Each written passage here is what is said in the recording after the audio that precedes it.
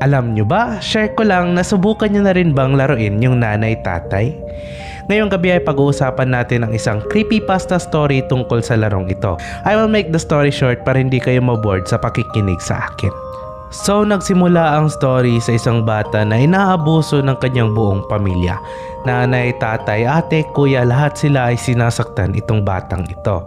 Umabot sa point na nagsulat ng liham itong bata at isinulat niya nga ang nanay, tatay, gusto ko tinapay, ate, kuya, gusto ko kape. Lahat ng gusto ko ay susundin nyo at kapag hindi ay iisa-isahin ko.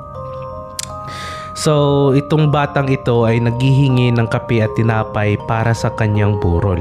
Dahil after niyang sinulat ang mga katagang ito ay kinitil niya ang kanyang sariling buhay. Sadly ay hindi ito pinagbigyan ng kanyang magulang at inilibing na lang siya diretso. So, misteryoso nga ang after ng mga weeks or days ata yon ay namatay isa-isa itong pamilya at na-discover nga nila ang sulat ng bata na nanay, tatay. At yun na nga ay mayroong nakapagsabi na ito raw ay gilagyan ng tono at hanggang sa ngayon ay ginagawang laro ng mga bata. Anong masasabi nyo? So for more, huwag niyong kalimutan ng mag-like, comment, and follow.